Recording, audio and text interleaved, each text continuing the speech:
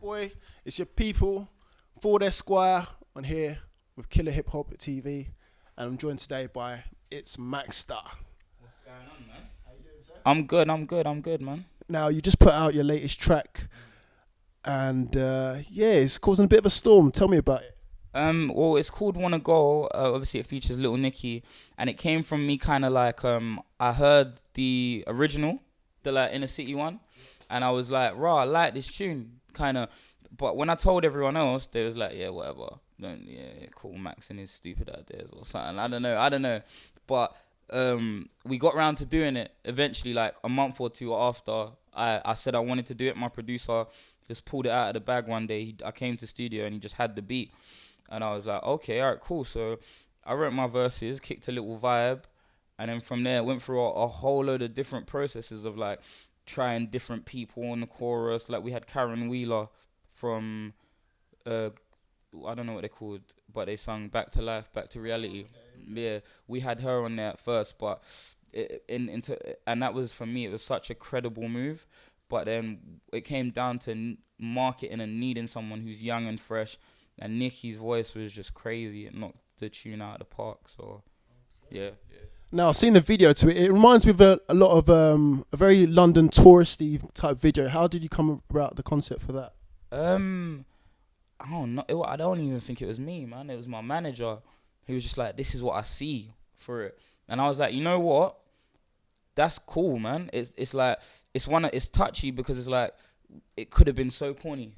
It could have looked so. It was. We had to be really careful with how we made it come across, and it was a fun day, man. Yeah. You had the track called "What It Looks Like." Now you're sending for a few people in that track. How did that come about? Strategic moves. Yeah. Nothing malicious. Not just like for the love of grime, for the fun of it, but also because I knew there's a good chance if I say 30 people's names, like maybe even 15, even 10 might reply. Yeah. And that's good enough because I got a single out. Yeah. And even if your fan base is bigger than me or lower, I just need you to spread my awareness in this current state of time. You know what I'm saying? Very smart. Okay. And even when I heard the diss tracks back to me, I appreciate music, and I appreciate we haven't had that kind of thing for a while in grime. So I was happy. I was just happy to even be getting sent for. You know. Was there any diss tracks that you enjoyed or you took notice of? I liked Blizzard's. There was a guy called A9. I liked his. There's a guy called Eyes. There's a guy called.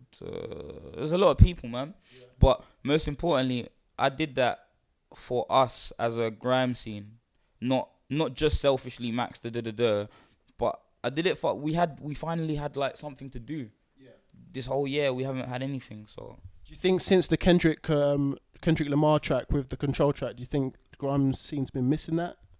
Yeah, and the maddest thing is like people say you was like trying to be Kendrick, but if I've got tunes from like 2008 where I'm sending for loads of people, multiple people, so it was like obviously I respect what he did, and that definitely brought kind of the thought in my mind that it is that season. Yeah. You can actually. Hold on, I used to, like, you know what I mean? So I just tapped back into that, and yeah. Okay. Now, you've been described as like the modern day Dizzee Rascal. Would you say that's a fair comment to make? How would you describe your style? Well, I wouldn't say whether it was fair or unfair, but I would say like I'm honoured to even be put in the same sentence on any scale as Dizzee Rascal. But in terms of me as like, yeah, there might be things that make you think that, but I'm like, just give me time and let me show you the full picture of who Maxsta is. Yeah. But I'm glad to have any comparisons to these people that I looked up to and I still look up to. And in terms of looking up to people, what's your influences? Who influences you in your music? It's like there's way too many. But if we're talking UK, I could even like from Dizzee Rascal to Wiley and Tinchy, to Krypton Conan, to Sneakbo. I'm influenced by all these things that I like. You know what I'm saying? Like, so, and I like a lot of things, man. A lot of things. Now, you talked about Krypton Conan, and they're obviously doing a lot of big things right now. Since you've been signed to Sony, Has anything changed? Anything? Nah, just the fact that when I do a record, there's certain things now behind it. There's a machine. Yeah. That's all. Nothing else has changed. Okay. Yeah. Now let's talk about bars. Now you're a bit of a lyricist. Let's talk about some of your bars now. What actually influences you in terms of writing lyrics for your songs? Is there anything that you do in particular? Is there any methods towards your madness? Like there's a lot of different ways about it, but like I think I was a little tipsy when I wrote "Wanna Go," kind of, you know. It's like I go in the studio and it's like you have to be the vibe that you're trying to give people. You can't be on a party record but not be in the booth feeling like you're wavy. You know what I'm saying? So you always need like bottles of champagne, vodkas, and all the rest of it like that. I just get the cheapest, dirtiest Glen's vodka, little £6 bottle to myself, and then back it in like 3 gulps. And that's it. And that's how and then we're on one. But obviously it's not always like that. Sometimes I just go in and write. But in terms of me, in general, the craziest stuff is gonna come out when I'm a bit less than sober, kind of. Okay. So, what have you got coming up in the future? Any albums coming up? Any mixtapes coming up?